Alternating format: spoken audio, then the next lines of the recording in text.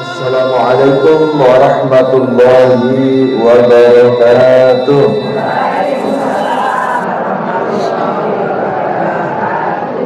Innal hamdalillah nahmaduhu wa nasta'inuhu wa nastaghfiruh wa na'udzu billahi min shururi anfusina wa min sayyiati a'malina.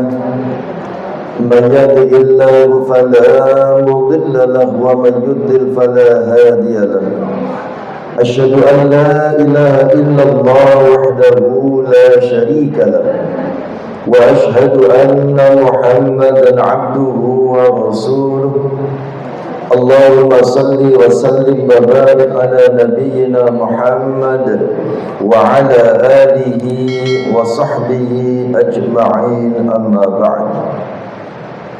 Yang sama-sama kita hormati dan kita muliakan takmir Masjid Al-Ikhlas Jalan Pemuda Danangan Kota Kediri beserta seluruh jajarannya, yang sama-sama kita hormati dan kita muliakan para pengurus Majelis Taklim Kurma, baik dari unsur pembina ataupun dari pengurus hariannya, dan juga bunda-bunda sekalian peserta kajian yang diselenggarakan oleh Majelis Taklim Kurma yang bekerja samanya dengan takmir Masjid Al-Ikhlas, baik yang hadir langsung di Masjid Al-Ikhlas Jalan Pemuda Danangan Kota Kediri ataupun yang mengikuti di channel-channel medsos yang dimiliki oleh Majelis Taklim Kurma dimanapun panjenengan berada, yang insya Allah semuanya dirahmati dan diberkahi oleh Allah Subhanahu wa Ta'ala. Alhamdulillah, yang pertama dan utama tentu kita senantiasa memanjatkan rasa syukur kita kepada Allah Subhanahu wa Ta'ala atas segala limpahan nikmat dan karunia kepada kita semua, terutama tentu nikmat iman, nikmat Islam, nikmat sehat. Sehat sekarang kan? Alhamdulillah. Dan juga nikmat kesempatan yang Allah berikan kepada kita. Pagi hari ini kita bisa kembali hadir di majlis yang mulia dan penuh barakah ini dalam rangka insyaallah mempererat ikatan silaturahim di antara kita, dan tentu kita niatkan pula untuk thalabul ilmi. Mudah-mudahan langkah kaki kita ke majlis ini akan tercatat sebagai amal saleh yang dapat meringankan beban kita di hari kiamat nanti. Amin ya rabbal alamin. Selanjutnya salawat serta salam tidak akan pernah lupa kita sampaikan kepada junjungan kita Nabi besar Muhammad beserta keluarganya, para sahabatnya, para penerus dakwahnya, dan kita semua sebagai umatnya. Mudah-mudahan kita semua termasuk umat beliau yang termasuk dalam janji beliau, di mana beliau menyampaikan man salaka tariqan yaltamisu fihi ilman sahalallahu lahu bihi tariqan ilal jannah. Barang siapa bepergian tujuannya untuk mencari ilmu, maka Allah akan memudahkan baginya jalan menuju surganya Allah Subhanahu wa Ta'ala. Amin ya rabbal alamin. Maka kita doakan saudara-saudara kita yang saat ini barangkali sedang sakit sehingga tidak bisa hadir di tempat ini, mudah-mudahan diberikan kesabaran dan cepat disembuhkan dari sakitnya oleh Allah Subhanahu wa Ta'ala. Bagi saudara-saudara kita yang juga barangkali tidak bisa hadir di tempat ini karena sedang adanya kerepotan yang dihadapi, mudah-mudahan diberikan jalan keluar yang terbaik oleh Allah Subhanahu wa Ta'ala. Dan bagi saudara-saudara kita yang masih dalam perjalanan menuju tempat ini, kita doakan pula mudah-mudahan diberikan kelancaran, keselamatan, dan keberkahan dalam perjalanannya sehingga bisa berkumpul bersama-sama dengan kita di sini. Amin ya rabbal alamin. Bunda-bunda yang dirahmati Allah Subhanahu wa Ta'ala, bagi yang membawa kitabnya bisa dibuka halaman 34. sebelah kiri ya. Di situ ada judul tentang 2 kerusakan. Kita baca yang ada di buku terlebih dahulu, setelah itu kita jelaskan. Abu Bakar As-Siddiq radhiyallahu anhu berkata dalam menafsirkan firman Allah Quran surat Ar-Rum ayat 41, bunyinya ayat itu, Zaharul fasadu fil barri wal bahri bima kasabat aydin nas liyudhiqahum ba'dalladhi 'amilu la'allahum yarji'un. Telah tampak kerusakan di darat dan di laut disebabkan perbuatan tangan manusia. Allah menghendaki agar mereka merasakan sebagian dari akibat perbuatan mereka, agar mereka kembali ke jalan yang benar. Sahabat Abu Bakar As-Siddiq ketika menafsirkan ayat ini, di sini disebutkan kerusakan fil barri, ya. Al-barru, ya. Di sini kalau dalam Al-Quran maknanya adalah daratan, al-bahru maknanya lautan. Nah, tetapi ya, sahabat Abu Bakar As-Siddiq ya, memberikan satu penafsiran yang dikaitkan dengan masalah hati, ya, dikaitkan dengan masalah tazkiyatun nafas. Ya. Kata beliau, al-barru huwa al-lisan. Al-barru, ya, daratan, itu kata beliau itu disamakan dengan lisan. Wal bahru, lautan, kata beliau adalah al-qalbu, hati. Maka kata beliau, fa'idha fasadal lisanu, maka apabila lisan rusak, ya, bakat alaihin nufusu, ya, maka menangislah manusia karena merasa tersakiti. Wa idza fasadal qalbu, dan jika hati ya, rusak, ya, bakat alaihil malaikatu, maka menangislah malaikat. Ya. Apa maksud dari tafsir sahabat Abu Bakar As-Siddiq terkait dengan hal ini? Daratan diibaratkan dengan lisan, ya. Lautan diibaratkan dengan hati. Kalau lisan rusak, maka menangislah manusia. Kalau hati rusak, maka menangislah malaikat. Maksudnya apa? Nah, kita bahas. Ya.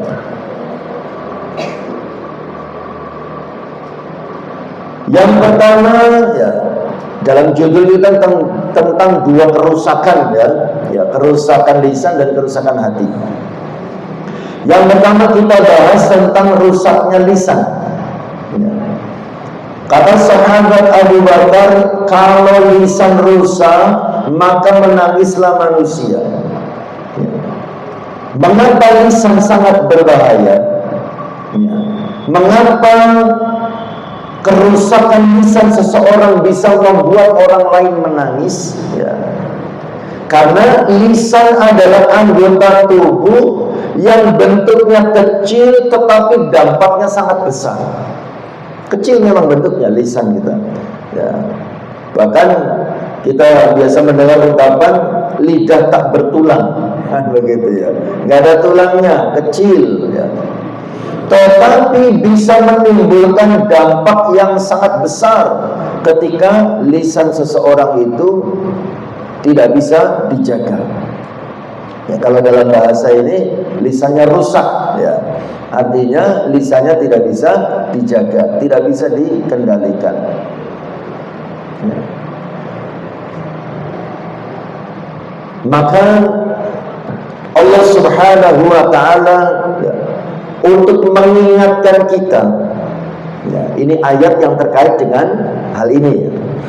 Allah ingin mengingatkan kita agar kita berhati-hati ya menjaga lisan kita. Karena lisan kalau sudah rusak itu bisa membahayakan dirinya dan juga membahayakan orang lain. Menangislah manusia bisa, yang dimaksud adalah yang memiliki lisan itu, dan juga bisa orang lain yang terkena dampaknya.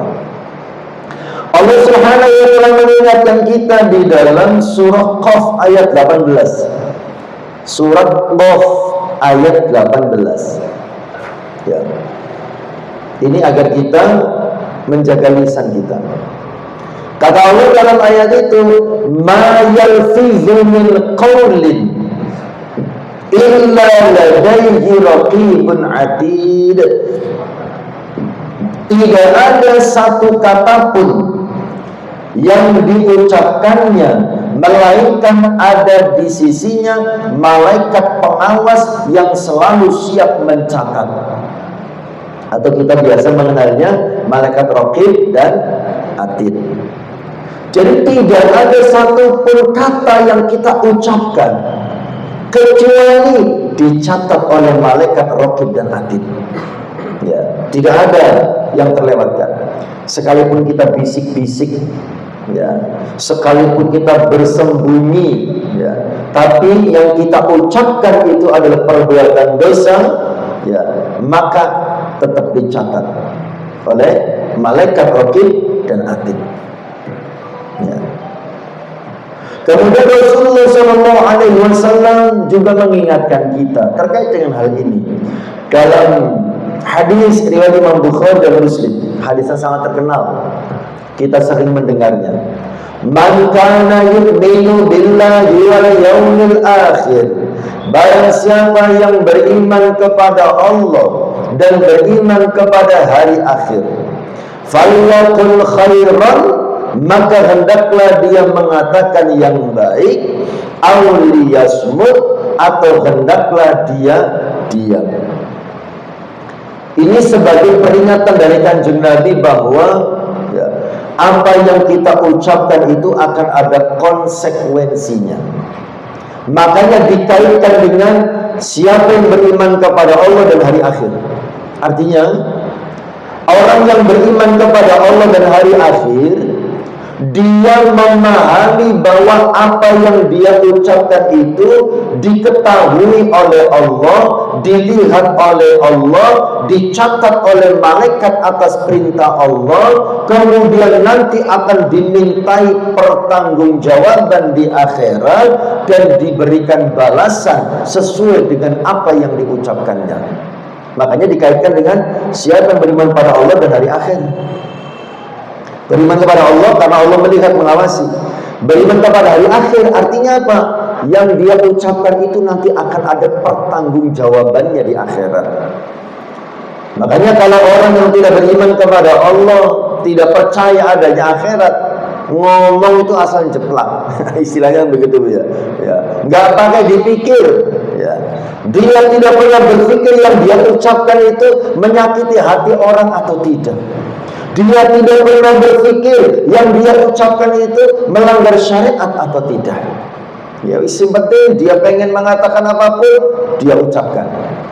Tapi bagi orang yang beriman kepada Allah, ya, meyakini Allah melihatnya, meyakini Allah mengetahuinya, meyakini malaikat mencatatnya atas perintah Allah, kemudian percaya kepada hari akhir, ya, bahwa nanti di akhirat apa yang dia ucapkan akan dimintai pertanggungjawaban, apa yang dia ucapkan akan diberikan balasan, ya, maka orang yang beriman dia akan berhati-hati. Ya. Banyak orang yang masuk surga karena lisannya, Ya, lisannya suka berzikir, lisannya suka membaca Al-Quran, lisannya suka menyenangkan dan membahagiakan orang lain. Kan bisa dengan lisan kita menyenangkan, membahagiakan orang lain. Di antaranya kalau ngomong yang enak, kan begitu ya. Kalau ngomong itu ya ditata yang bagus ya. Kalau ngomong itu yang membahagiakan ya, memberikan motivasi, memberikan semangat ya. Seumpamanya nyambangi orang sakit gitu ya, ngomongnya yang enak. Jangan sampai, oh mbak, tetangga saya sakit model begini, nggak lama gitu. Jangan sampai nyambangi orang sakit kamu, ini nggak lama mbak, mati mbak. Maksudnya mati penyakitnya katanya. Sekalipun bercanda jangan begitu gitu ya. Tapi tenang mbak, yang mati itu penyakitnya. Jangan ya. Kadang-kadang kan saking akrabnya kan guyonnya kadang-kadang nggak dipikir gitu ya. Ya, jadi ngomong yang enak. Banyak orang yang masuk surga dengan lisannya. Tetapi begitu pula sebaliknya, banyak orang yang masuk neraka juga karena lisannya. Rasulullah mengingatkan dalam hadis Imam Bukhari, Innar rajula la yatakallamu bil kalimati min sukhtillah la yu'minnaha balan yahudiha fi jahannam. Seseorang mengucapkan satu kata yang dimurkai oleh Allah tanpa dia sadari, lalu karena kata itu ia terjerumus ke dalam neraka. Nah itu, hati-hati. Masih ingat ya,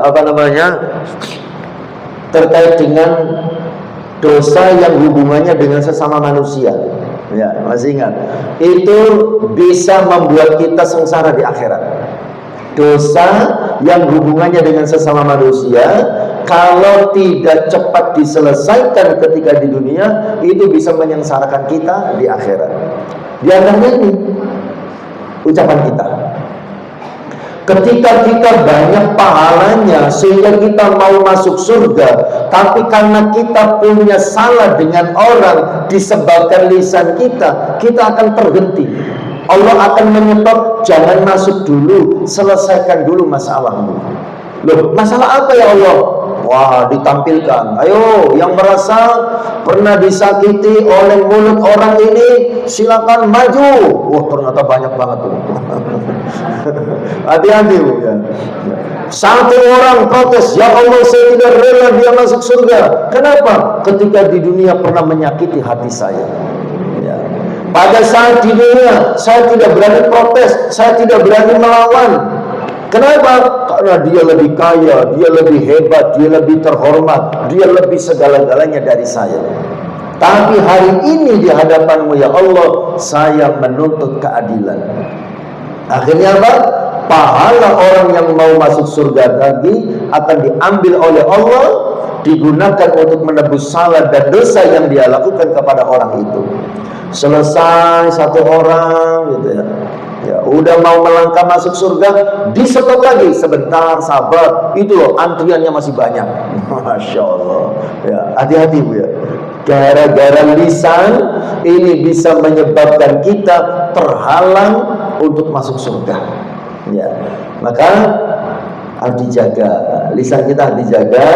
Kalau sudah terlanjur kadung Ustaz, iya kejadian ya berarti tinggal meminta maaf. Tapi izin Ustaz mau minta maaf, begitu ya. Gengsi mau minta maaf, nah itu masalahnya. Banyak orang yang tidak selesai masalahnya gara-gara gengsi untuk meminta maaf. Jangan, timbangannya susah di akhirat. Lebih baik kita malu di dunia dengan meminta maaf. Turunkan gengsinya, turunkan gengsinya, minta maaflah kepada siapapun yang kita sering berinteraksi dengannya. Semakin sering kita berinteraksi dengannya, semakin besar peluang kita berbuat salah kepadanya. Ya, makanya minta maaf itu yang utama dengan orang-orang yang kita sering berinteraksi dengannya. Ya, seperti kita dengan pasangan hidup kita, ya, dengan suami sering-sering minta maaf. Ya, pernah Bu minta maaf sama suami? Karena kan Ini apa ya, netizen ya. Katanya wanita itu tidak pernah merasa bersalah ya. Masa mana bro? Enggak ya. Tidak pernah mau meminta maaf ya, kecuali kalau lebaran gitu. Ya, minta maaf sama suami sesering mungkin kan begitu ya.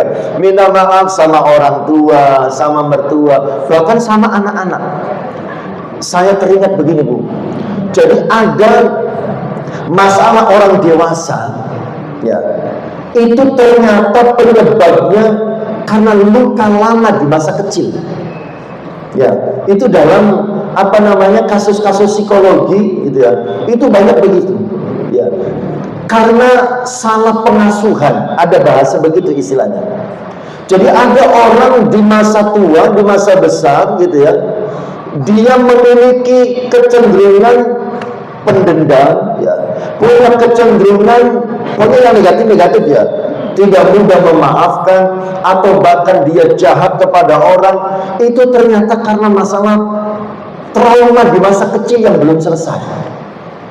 Ya, trauma di masa kecil ya, psikolog itu menanyakan, biasa kan di tracking dari awal gitu. Coba Mbak ceritakan dulu jaringan waktu kecilnya bagaimana? Ya, diceritakan. Saya dulu waktu kecil itu begini, ternyata ada trauma di masa kecil yang terbawa sampai besar. Ya, ada. Saya dapat cerita itu teman dari Jogja itu ya. Istrinya itu rajin pengajian, luar biasa lah, sangat baik sekali gitu ya.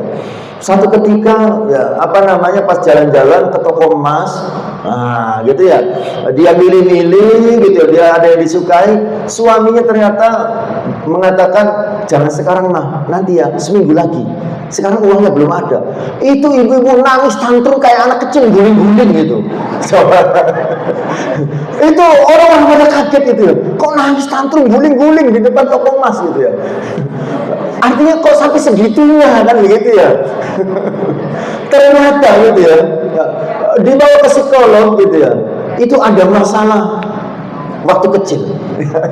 Waktu kecil itu sering tidak mendapatkan apa yang diinginkan dari orang tuanya ya. Kemudian orang tuanya ya sering memarahinya ketika dia meminta sesuatu. Itu traumanya sampai tua itu. Sampai tua, sampai berumah tangga itu. Kalau nggak dikasih nangis guling-guling. Di sini ada nggak ibu yang begitu? Oh nggak ada Bu ya. Nangis guling-guling. Kalau nangisnya di rumah mungkin nggak terlalu masalah. Nangisnya di depan toko tuh Mbak, guling-guling nih, masya Allah gitu. Nah itu ya trauma waktu kecil. Nah yang ingin saya sampaikan, kita sebagai orang tua itu ya kadang-kadang sedang capek, gitu ya. Kemudian khilaf, kemudian memarahi anak kita. Nah ini tidak menutup kemungkinan begitu. Semua orang tua pasti mengalami hal itu. Lagi capek, anak kita kok tambah bikin kesel kan begitu ya. Akhirnya menjadi sasaran kemarahan. Nah, kita itu harus sering menetralisir situasi seperti itu. Jangan dianggap biasa. Anak kita diam, anak kita tidak melawan, bisa jadi itu membekas dalam hatinya. Membekas. Itu kalau sampai tidak diobati luka dalam hatinya, itu trauma di masa kecil terbawa sampai dia berumah tangga. Ya, maka kita sebagai orang tua jangan membuat anak kita menyimpan trauma dalam hatinya. Kita sering-sering minta maaf, ya. Ya dalam satu situasi tertentu gitu ya. Ya, kita panggil anak kita gitu, Mas atau Mbak, ya. Barangkali Bunda selama ini ya pernah melakukan kesalahan yang membuat sampean tidak nyaman, dengan tulus Bunda mohon maaf ya, maafkan ya, maafkan ya. Bunda kadang-kadang mungkin lagi capek, kemudian khilaf, memarahi kamu, tolong dimaafkan ya. Itu harus dikelirkan dari kecil Bu.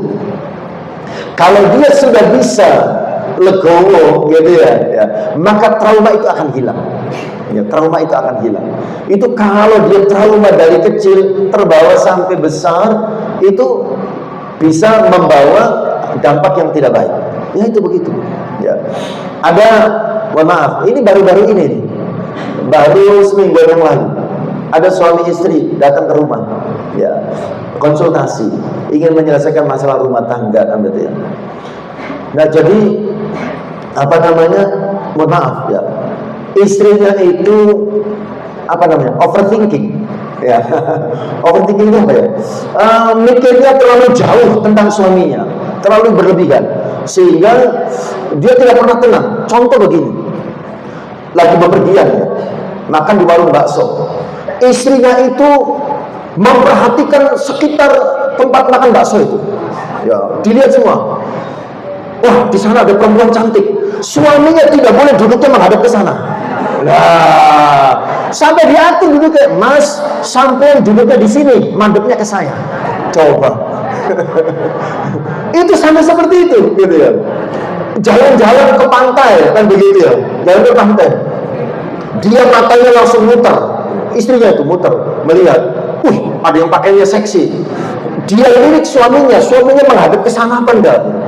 Ketika suaminya, sekalipun tidak sengaja, namanya tempat umum gitu ya, suaminya kelihatan pandangannya ke sana, langsung dicubit mata nih, wih, masya Allah. Ya Allah, begitu.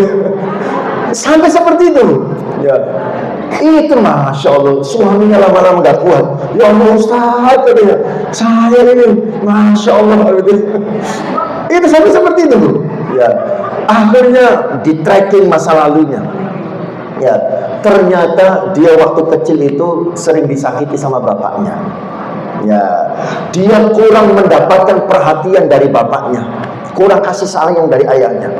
Padahal kan cinta seorang anak gadis, cinta pertamanya adalah ayahnya, gitu ya. Makanya ya, suami ya, laki-laki yang punya anak perempuan itu harus memberikan perhatian lebih kepada anak perempuannya. Ya, sering mengungkapkan perhatiannya, kasih sayangnya, supaya dia tidak mencari kasih sayang di luar. Kenapa anak-anak remaja perempuan pada banyak yang pacaran di luar? Bisa jadi dia tidak mendapatkan cinta dari ayahnya. Ayahnya cuma ngasih uang, tapi tidak pernah memberikan cinta secara verbal. Memberikan cinta secara verbal. Ya, mengucapkan sayang, mengucapkan apa dan seterusnya. Kembali lagi, kita sebagai orang tua bisa jadi khilaf. Ya, tetapi jangan sampai membuat luka anak kita terbawa sampai tua. Minta maaflah. Ya, minta maaflah supaya tidak sampai terbawa sampai tua. Itu masya Allah. Setelah di tracking, oh ternyata ini penyebabnya. Ya, akhirnya saya bilang ini bukan bagian saya, ini bagian psikolog. Ya, konsultasi lagi sama psikolog sebenarnya. Dia tahu apa yang harus dilakukan. Ya. Nah, baik, kembali lagi. Mudah-mudahan dirahmati Allah. Ya. Jadi hati-hati dengan lisan kita. Ya. Hati-hati dengan lisan kita. Banyak orang yang masuk surga karena lisannya, tetapi banyak juga orang yang masuk neraka karena lisannya. Banyak hati-hati yang merasa bahagia dengan lisan kita, tapi juga hati-hati. Kadang-kadang ada juga hati-hati yang terluka, hati-hati yang tersakiti juga karena lisan kita. Terutama orang-orang dekat kita, ya. Kita harus jaga lisan kita. Kadang-kadang kita bisa sabar dengan orang di luar, tetapi tidak bisa sabar dengan orang yang ada di rumah. Kadang-kadang begitu, ya. Guru gitu ya, begitu sabarnya mendidik anak orang, itu pelampiasannya di rumah. Anaknya dijadikan sasaran kemarahan yang dia tahan ketika di sekolahan. Nah, itu hati-hati ya. Benar-benar dirahmati Allah. Nah, kemudian contoh-contohnya di sini. Bentuk-bentuk kerusakan lisan di zaman sekarang. Ya. Contoh-contoh atau bentuk-bentuk kerusakan lisan di zaman sekarang. Biasa, peringkat pertama dan nomor 1 adalah ghibah. Peringkat pertama itu ya, nomor 1 ya. Jadi kerusakan lisan di zaman sekarang adalah menggunjing, ya, gosip, ya, hati-hati ya. Makanya kita kalau silaturahim itu seperlunya secukupnya, ya. Jangan terlalu berlebihan. Karena biasanya orang kalau sudah ketemu ngobrol gitu ya, kehabisan bahan pembicaraan, ya, tiba-tiba muncul ada yang komentar, aduh enaknya kita ngobrol apa lagi ya. Nah gitu ya. Kalau sudah kehabisan bahan pembicaraan, akhirnya menyebutlah satu nama. Sampean sudah dengar belum? Nah ini, kalau sudah kalimatnya sampai sudah dengar belum, itu biasanya ngerasani kalau sudah begitu ya. Jadi makanya seperlunya ya, Karena khawatirnya nanti kita terjebak pada dosa rasani. Itu dalam Al-Hujurat ayat 12. Allah mengingatkan kita ya, wala yaghtab ba'dukum ba'dha. Janganlah sebagian kalian menggunjing sebagian yang lain. Ya. Mengomentari ya, apa yang terjadi di rumah tangga orang. Ya. Tetangga kita, wah rame terus tiap hari kayak pasar seumpama gitu ya. Di rumah kita ngerasani ya. Atau membicarakan bagi kita yang sudah punya menantu lebih dari satu, hati-hati ya. Jangan suka ngerasani menantunya, membanding-bandingkan menantunya ya. Atau membahas aib saudaranya di grup-grup WhatsApp dan seterusnya. Allah Subhanahu wa taala sudah mengingatkan dalam surah Al-Hujurat tadi ya, ayat 12. Kemudian kerusakan lisan di zaman sekarang, fitnah dan hoax ya. Menyebarkan berita yang belum jelas kebenarannya, hati-hati ya. Jadi kalau kita belum pasti kebenarannya, jangan gampang-gampang menyebarkan berita hoax ya. Kalaupun pasti kebenarannya, ngapain juga kita menyebarkannya? Kan kadang-kadang ada yang ketika diingatkan begini jawab, tapi Ustaz itu sesuai kenyataan loh. Justru yang namanya riba menceritakan kekurangan orang sesuai dengan kenyataan. Ya. Kalau tidak sesuai kenyataan itu namanya fitnah. Ya, riba dilarang, fitnah juga tentu lebih dilarang. Kemudian forward pesan tanpa tabayun. Ya, nge-share ulang ya, informasi sesuatu tanpa tabayun terlebih dahulu. Padahal dalam Al-Hujurat ayat 6 Allah mengingatkan fatabayyanu, maka telitilah kebenarannya ya. Kita pernah bahas bahwa ngerasani itu ada yang dibolehkan, ada yang dilarang ya. Ngerasani yang dibolehkan itu kalau kita menceritakan keburukan orang yang keburukannya itu memang membawa dampak negatif bagi banyak orang ya. Ada orang suka nipu semuanya, tidak apa-apa kita ceritakan kepada teman kita yang sedang didekati oleh orang itu ya. Karena perilaku buruknya itu sudah memakan banyak korban ya. Jadi itu dibolehkan ya, kita menceritakan keburukan orang yang keburukannya itu membawa dampak negatif untuk orang lain ya. Tapi kalau keburukannya itu hanya urusan dia dengan Allah, itu yang kita dilarang untuk menceritakannya ya. Itu urusan dia dengan Allah Subhanahu wa ta'ala dan tidak ada dampak untuk orang lain. Seperti ada suami istri gegeran ribut gitu ya. Itu urusan mereka dan kita tidak ada dampaknya. Tidak ada dampak untuk kita, tidak ada dampak untuk orang lain. Itu jangan diceritakan. Malah kadang-kadang kita itu kalau kita tahu ada orang baik, kemudian ada cacat sedikit, kita lebih bersemangat menceritakannya. Ya Allah Bang, gak nyangka ya. Biasa kan begitu kalimat awal gitu. Gak nyangka ya. Kita ceritakan dulu kebaikannya. Orangnya lo rajin kajian gitu ya. Orangnya juga awehan, nyah-nyoh gitu ya. Orangnya ya baik sama orang tua, sama tetangga, sama mertua, baik sama semua orang. Tapi kok ternyata gitu ya. Ada sedikit saja kita mengetahui kekurangannya, kita ceritakan kepada orang lain. Nggak boleh ya, itu yang tidak boleh gitu ya. Ada kekurangan, ada kesalahan orang lain yang kekurangan dan kesalahannya tidak membawa dampak negatif bagi orang lain ya, itu yang dilarang kita cerita-ceritakan. Tapi kalau kekurangan dan kesalahan seseorang yang membawa dampak negatif bagi banyak orang, maka kita diperbolehkan menceritakannya dalam rangka meminimalisir dampak negatif dari perbuatan orang itu ya. Ya saya dapat cerita ya, tapi wallah alam bener apa enggaknya gitu ya. Ada orang itu suka pindah-pindah majlis taklim dalam rangka mencari korban baru. Ya, ikut majlis taklim tertentu gitu ya. Semuanya udah akrab, semuanya udah baik ya. Kemudian melancarkan aksinya, ya. Menipu semuanya dalam bisnis, ya.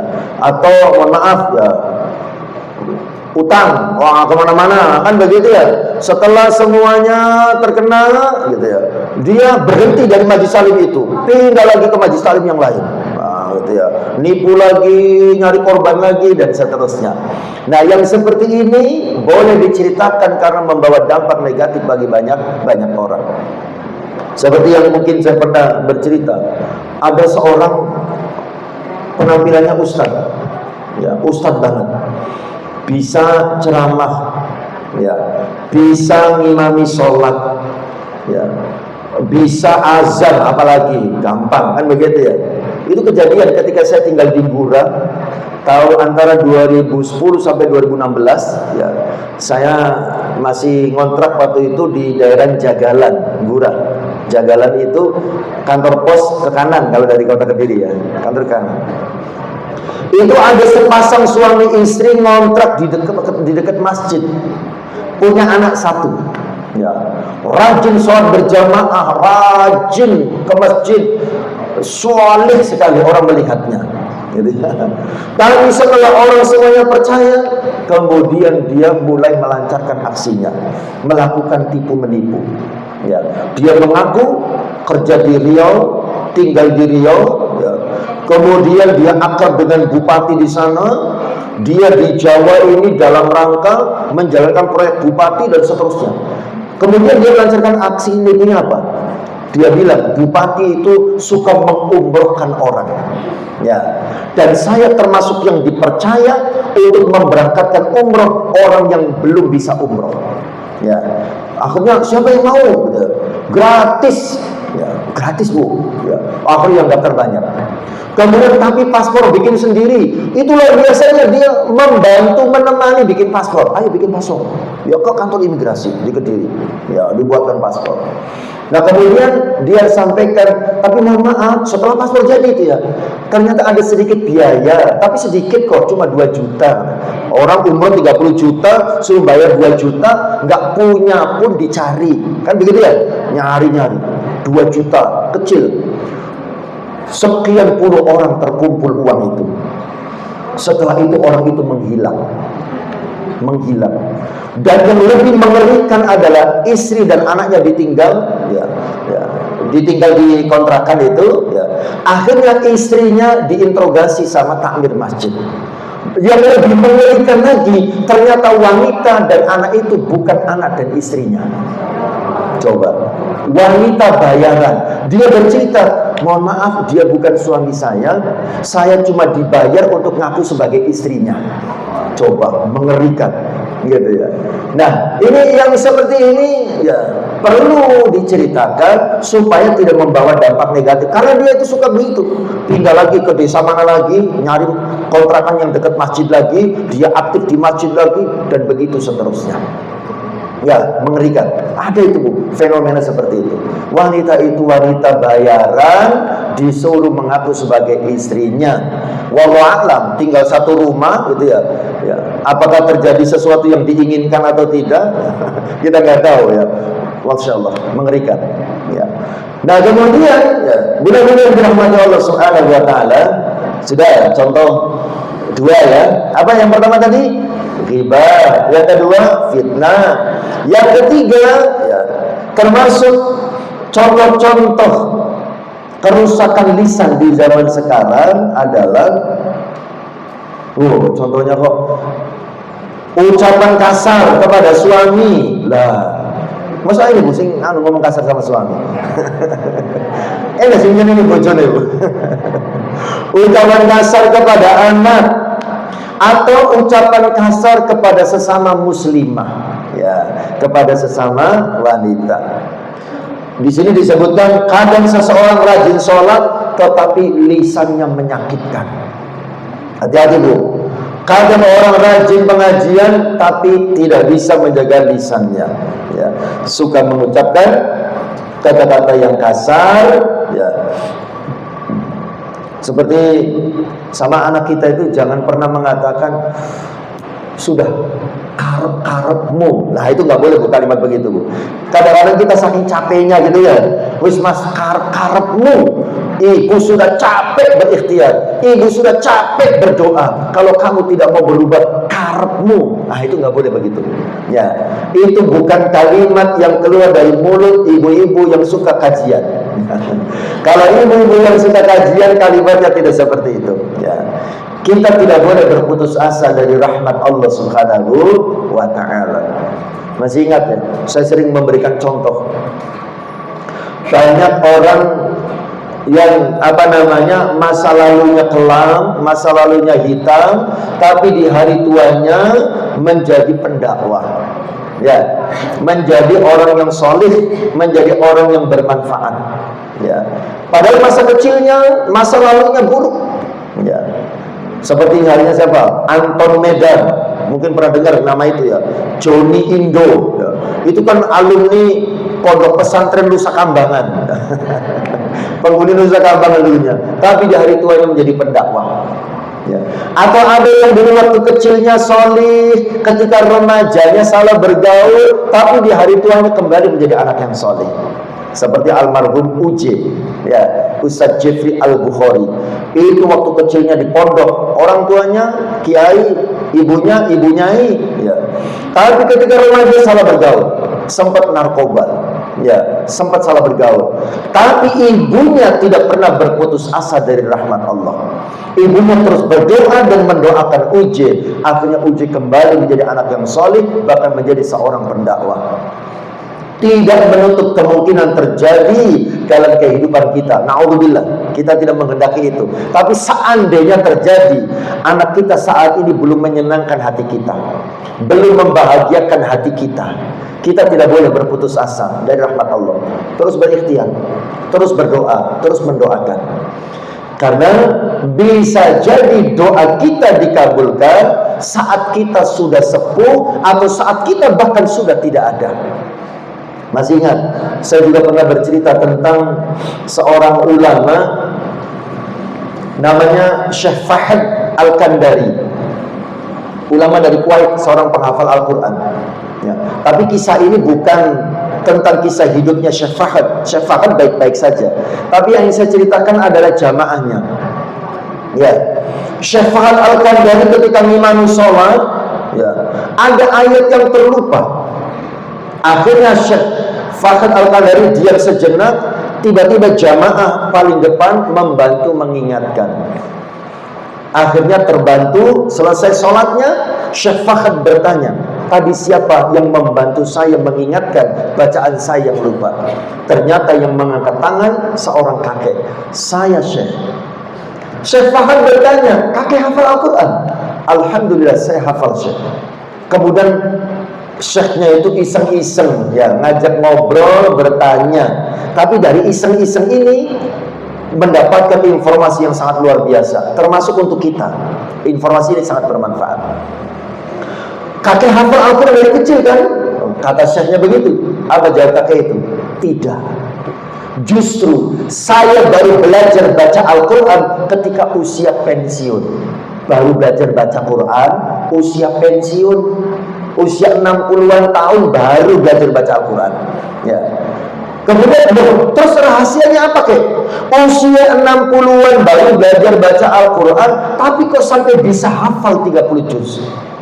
Nah ini, kakek itu mengatakan, saya berhusnudzon kepada Allah, yang menyebabkan saya diberi kemudahan oleh Allah belajar membaca Al-Quran kemudian menghafalnya. Saya husnudzon kepada Allah ini berkat doa-doa kedua orang tua saya, buah dari doa kedua orang tua saya.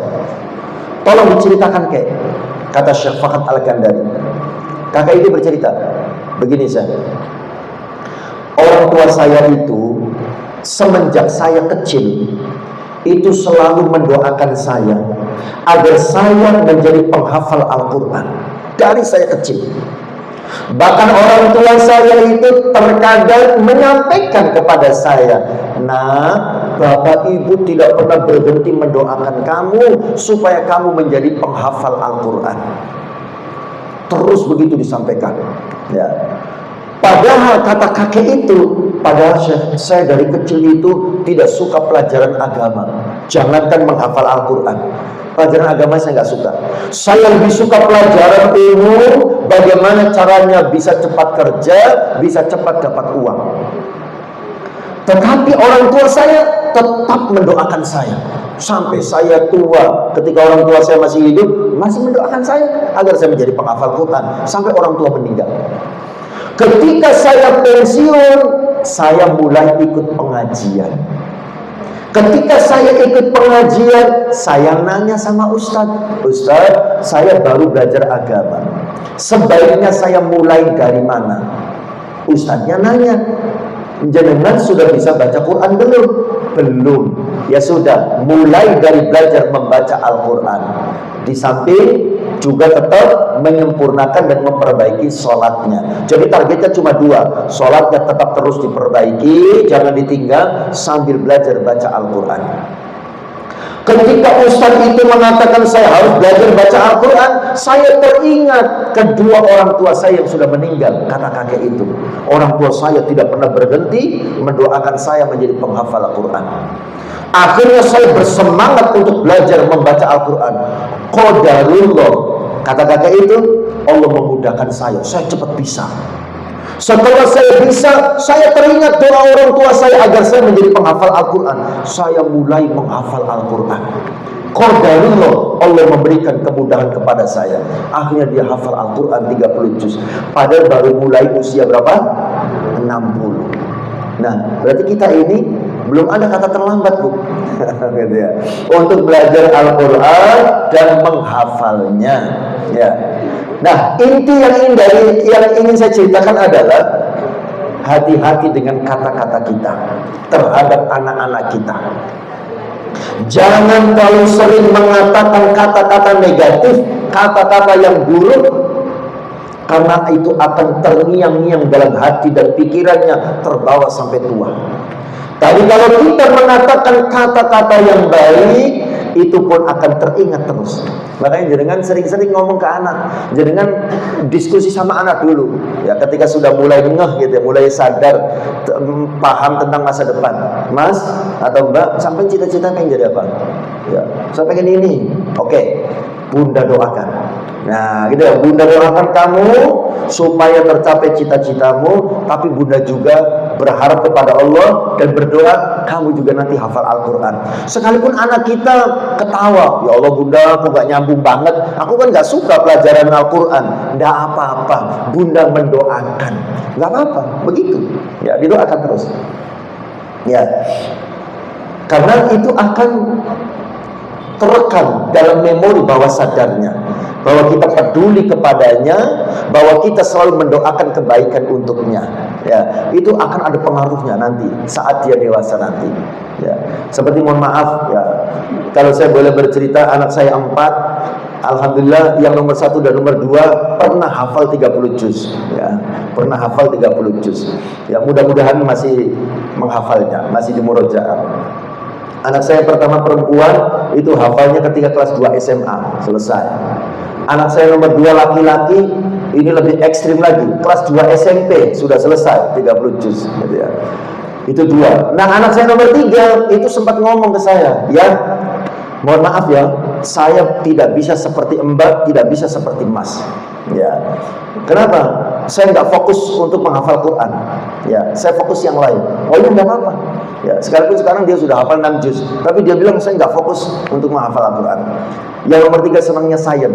Ya, pernah juara lomba robotik di ITS, juara 2 nasional. Gitu ya. Itu kelas 2 SMP waktu itu. Ya, sekarang lulus SMP, mau masuk SMA. Alhamdulillah dia mau mondok. Ya, tapi pondoknya pun ya pondok-pondok yang modern gitu ya, yang juga memperhatikan pelajaran-pelajaran umum, tidak hanya pelajaran agama.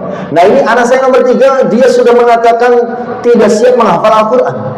Tidak apa-apa ya, tapi ayah selalu mendoakan kamu bisa hafal Al-Quran. Nah begitu ya. Kita doakan. Cita-citanya apa? Senangnya sains, tapi cita-cita pengen jadi diplomat. Begitu ya. Anaknya pernah ikut lomba debat, gitu ya. Senang pidato, gitu ya. Senang tampil di depan sebagai ketua OSIS, wah segala macam, gitu ya. Baik, kembali lagi. Ya, hati-hati dengan lisan kita, terutama kepada orang-orang dekat kita. Jaga lisan kita. Ya, anak-anak kita, ya, suami, termasuk orang tua kita, hati-hati Bu. Orang tua, kita sudah jadi orang tua ya. Kepada anak kita itu kan lebih sering diam dan lebih sering mengalah. Sekalipun kadang-kadang sakit hati kita, ya kan? Omongan anak menyakiti hati kita. Kita sebagai anak hati-hati, jangan-jangan kita pernah menyakiti hati orang tua kita.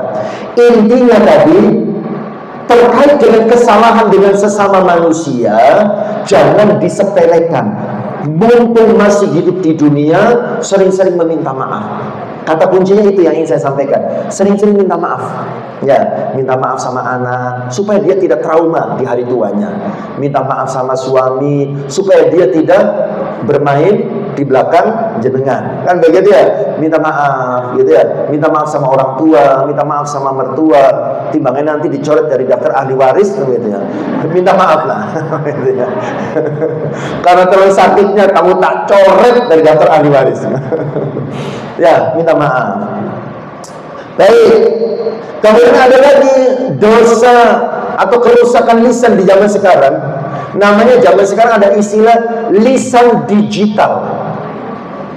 Lisan digital itu adalah kepanjangan dari lisan. Kita adalah jari-jari kita.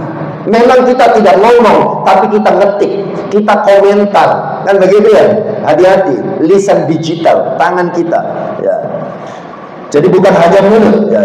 Kita bikin status, kadang-kadang nyindir, kan begitu ya? Hati-hati ya, status nyindir ya kerjaannya gitu ya.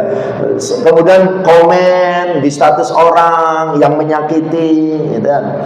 Atau posting sesuatu yang berisi fitnah, ya. Itu namanya lisan digital. Ya, hati-hati. Nyinyir di Facebook, menghina orang di TikTok, menyebarkan aib di grup WA, itu namanya lisan digital. Itu pun sama, akan ada pertanggungjawabannya di hadapan Allah Subhanahu wa Ta'ala. Ya. Banyak orang yang tidak bisa menjaga lisannya, baik lisan fisik atau lisan digital, tangan kita, kemudian berakibat masuk penjara. Ya kan? Ada orang gegeran gara-gara adu mulut, ya. Seperti artis-artis itu kan kadang-kadang ya berseteru, ya musuhan, ya saling komentar di medsos, akhirnya ada yang tidak terima, lapor polisi ke pengadilan, penjara, ya gitu ya. Ya seperti sama Bu Nikita Mirzani, lah begitu ya. Terus siapa lagi ya? Pernah juga DP, ya gitu ya. Terus siapa lagi? Oh banyak itu artis ya, masuk penjara gara-gara tidak bisa menjaga lisan. Ya hati-hati. Baik. 9:30. Kalau di flyer saya itu dimulai 8:30 sampai jam 10 kalau di flyer saya. Nggak tahu kalau di flyer jenengan. Ya. Tapi kalau jenengan ada kerepotan, ada kesibukan, boleh pamit pulang duluan. Ya. Saya mohon izin kita selesaikan. Karena yang kedua kerusakan hati belum. Ya. Lanjut teman-teman. Baik, kita lanjut ya. Panitia saya lanjut ya. Kalau panitia yang capek, panitia boleh istirahat dulu. Kira-kira Mbak Ika tuh wajahnya gimana gitu ya. Kelihatannya lelah gitu ya. Lelah hayati. Ya, baik. Sekarang tentang kerusakan yang kedua yang berbahaya, yaitu rusaknya hati. Ini lebih berbahaya daripada rusaknya lisan. Ya, rusaknya hati. Mengapa hati lebih berbahaya? Karena hati adalah pusat komando dari tubuh kita. Pusat komando tubuh kita adalah hati kita, yang akan menggerakkan mulut kita mengatakan sesuatu, yang akan menggerakkan tangan kita melakukan sesuatu, yang akan menggerakkan kaki kita untuk melangkah ke sesuatu. Ya, itu hati komandannya itu. Ya. Makanya sholat itu berat, karena sholat itu bukan hanya menggerakkan tangan, kaki, dan badan, tapi yang berat adalah menggerakkan hati. Banyak orang yang badannya sehat, fisiknya kuat, tapi aras-arasan sholat. Kenapa? Hatinya rusak, hatinya bermasalah. Termasuk kajian, ya. Kajian di Kota Kediri itu Masya Allah, jangan mau ngaji hari apa itu ada semuanya. Gitu bang, jangan mau ngaji jam berapa ada semuanya, gitu ya. Tapi kenapa masih banyak orang yang tidak suka ngaji? Itu masalahnya bukan fasilitas yang kurang, tapi hatinya yang bermasalah. Maka kita pun kalau saat aras-arasan mau ngaji gitu ya, hatinya itu harus diperhatikan. Hati ini pusat komando kita, ya. Sumber amal kita baik atau buruk itu ada di hati kita.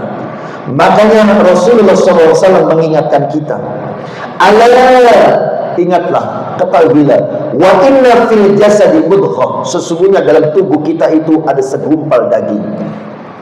Idza salahat, jika segumpal daging itu sehat, salahal jasadu kullu, maka seluruh tubuh pun akan sehat. Wa idza fasadat, jika segumpal daging itu rusak, fasadal jasadu kullu, rusak seluruhnya. Ala, ingat dan ketahuilah, wahiyat al-qalb, segumpal daging itu adalah hati.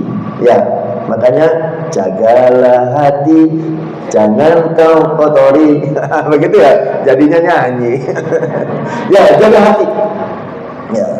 Nah, contoh bentuk kerusakan hati, ya. Contoh bentuk kerusakan hati yang paling banyak, ya, iri dan dengki. Ya. Rasulullah bersabda, iyyakum wal hasada, fa innal hasada yakulul hasanat. Jagalah, takutlah dengan iri dan dengki. Karena iri dan dengki itu memakan pahala sebagaimana api memakan kayu bakar. Jadi pahala amal kita habis terbakar ketika kita ada iri dan dengki di dalam hati kita. Makanya untuk menghilangkan iri dan dengki itu, caranya adalah syukuri nikmat yang Allah berikan kepada kita, kemudian doakan orang lain yang mendapatkan nikmat. Jadi ketika kita tahu ada teman kita, tetangga kita, saudara kita, atau teman kajian kita mendapatkan nikmat, doakan kebaikan. Ya, tetangganya bisa beli mobil baru semuanya, doakan kebaikan. Sebelum hati muncul iri dan dengki, doakan kebaikan. Ya Allah, mudah-mudahan mobil yang dibeli oleh tetangga saya itu bisa membawa keberkahan untuk mereka, bisa membawa kebaikan untuk keluarga, bisa membuatnya semakin taat kepadamu. Doakan kebaikan sambil syukuri apa yang ada. Ya, alhamdulillah, sekalipun saya belum bisa punya mobil, saya masih punya sepeda motor.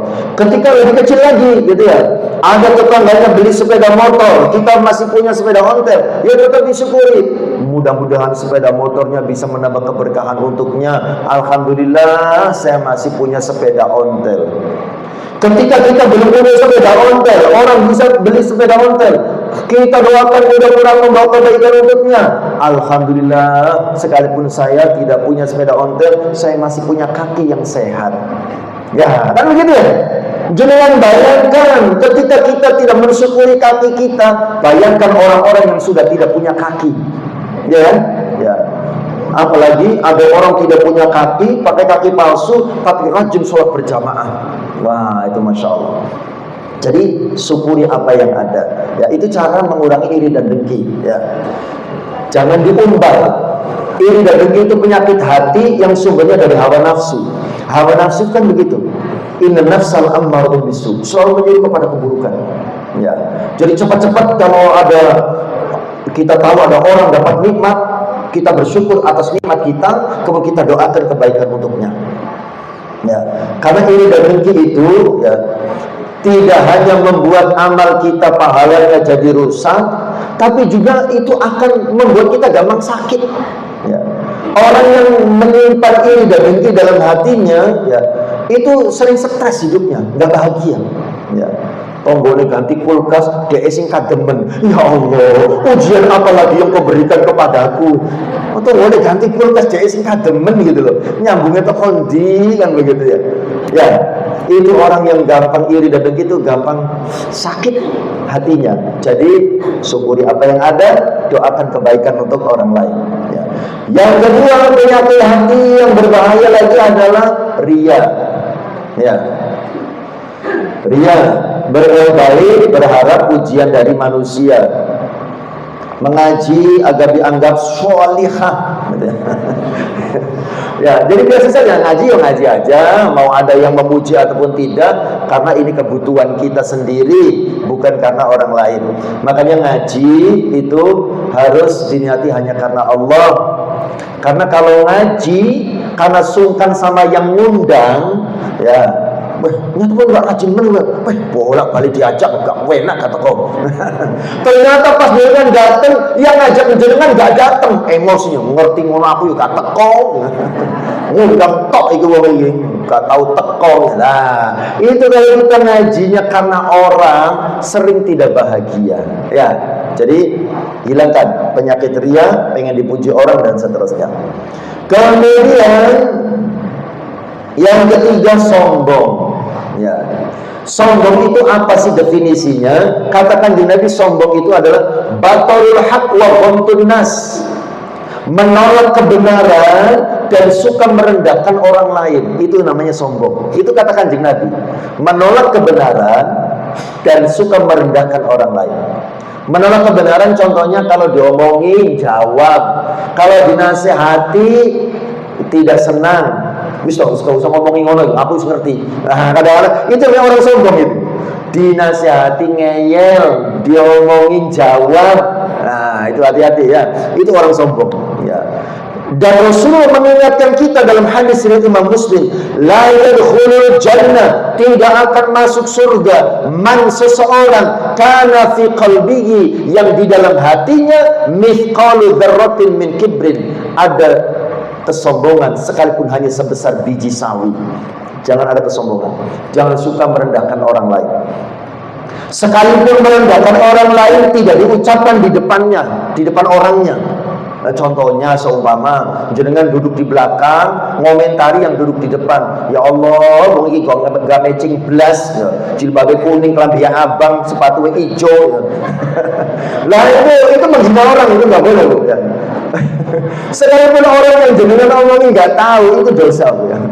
Uang kok gak modis blas, ya. Ya boleh teko-teko, lek gak ngerti model gitu ya. Asal gawe ya. Aku sudah dikotor melu isin, ya. Gak boleh begitu. Mau saya sih ngono buka kan bu ya? Nggak ada ya. Jangan ya, jangan sudah mengomentari penampilan orang gitu ya. Ya, takutnya menghina, sombong itu. Kemudian yang berikutnya, penyakit hati yang berikutnya adalah ya, menyimpan dendam dan amarah. Itu penyakit hati yang berbahaya juga. Ya, maafkan kesalahan orang lain. Ya, jangan suka menyimpan dendam ya, di dalam hati kita. Ya. Apalagi kalau rasa sakit hati itu sampai diwariskan kepada anak cucu. Gitu ya. 7 turunan boleh tidak akan saya maafkan. Masya Allah. Anaknya dinasihati, Mas, sampai jangan bergaul sama anaknya ibu itu. Kenapa bu? Anaknya baik bu sama saya. Jangan pokoknya. Iya kenapa? Ibunya itu punya salah sama ibumu. Salahnya apa tuh bu? Ibunya pernah merebut calon bapakmu. Ayo merebut calon bapak gitu ya. Yang lalu biaya berlalu, karena yang sudah berlalu tak akan pernah bisa kembali. Nah, gitu ya. Jangan simpan dendam dan amarah dalam hati kita. Maafkan. Ya. Terakhir. Bagaimana cara memperbaiki lisan dan hati? Nah, ini yang paling penting ya. Cara memperbaiki lisan dan hati. 1, ya, menjaga lisan. Cara menjaga lisan. Menjaga lisan caranya 1, banyak berzikir. 2, biasakan diam ketika marah. Kalau lagi nesu, diam. Karena orang kalau lagi marah, biasanya yang keluar itu ya, kalimat yang tidak baik. Ya.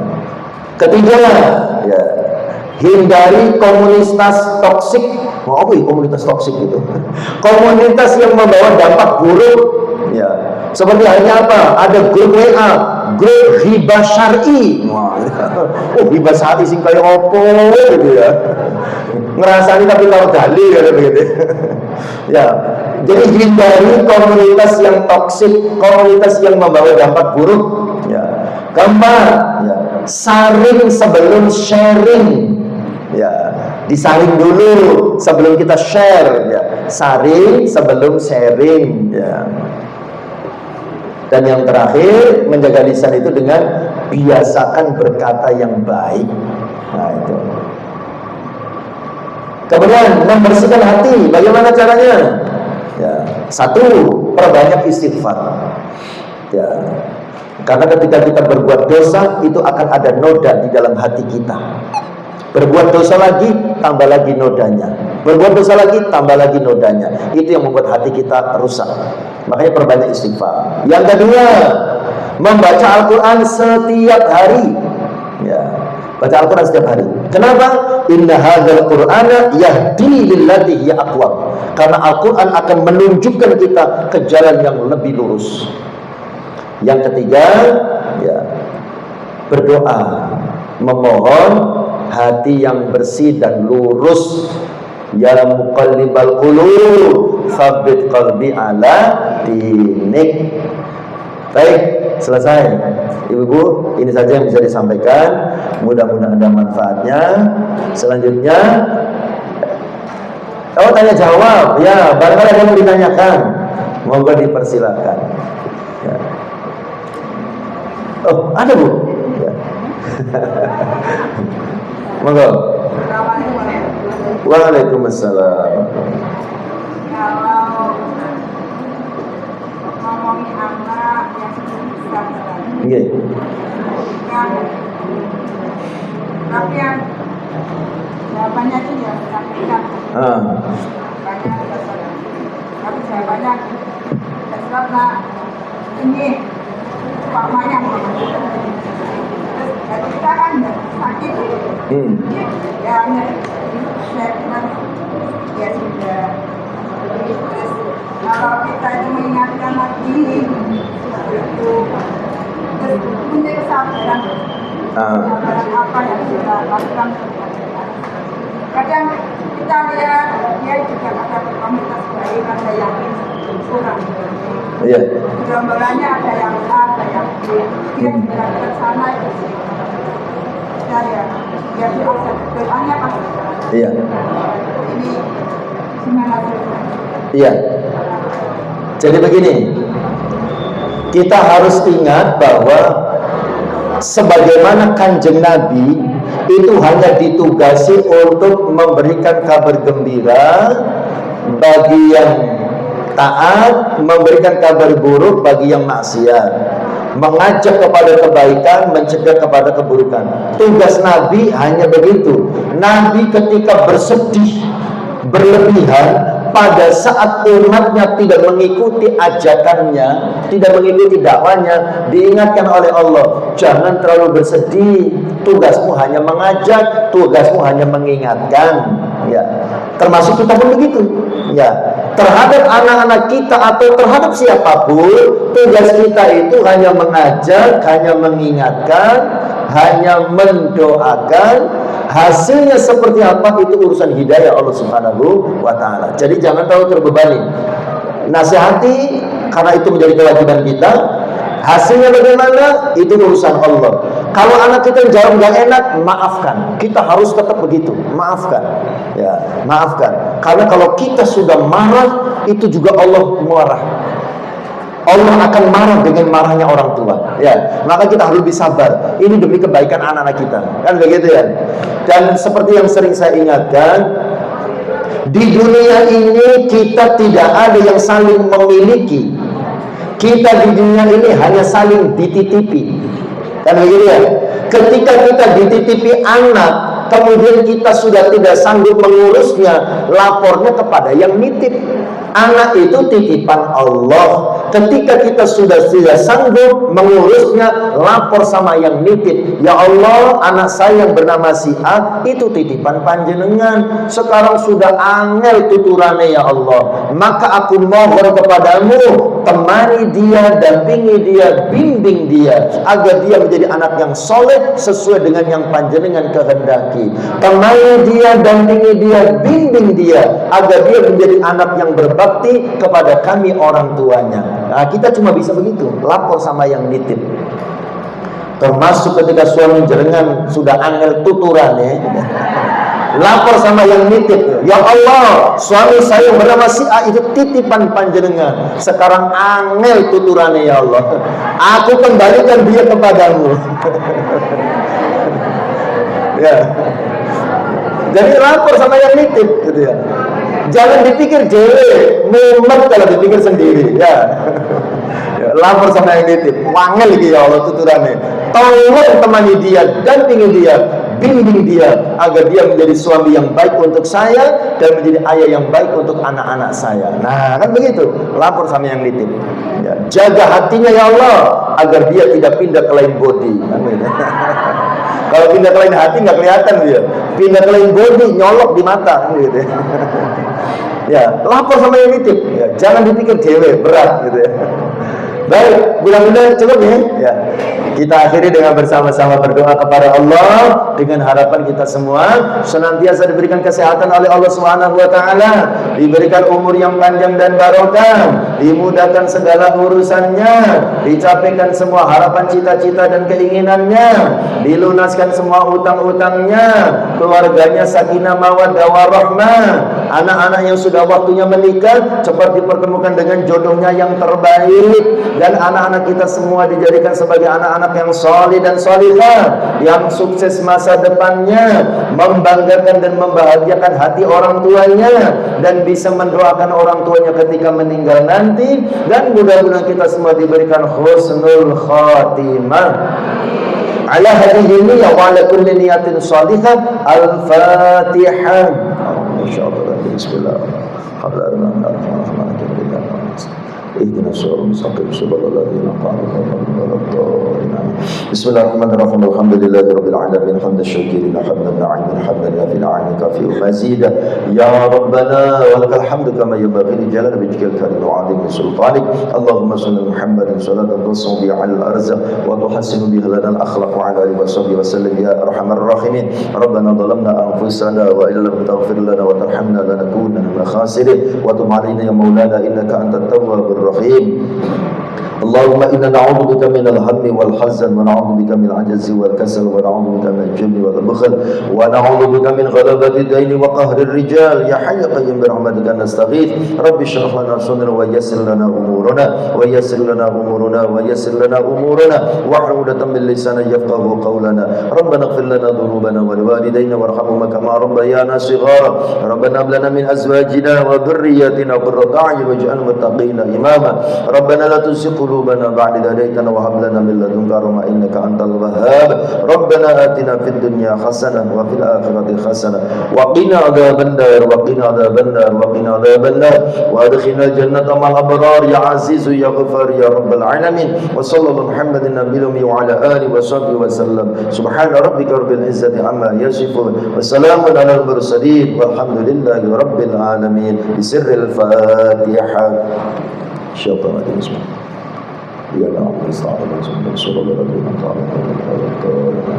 Demikian kurangnya saya mohon maaf. Ihdinas siratal mustaqim. Assalamualaikum warahmatullahi wabarakatuh.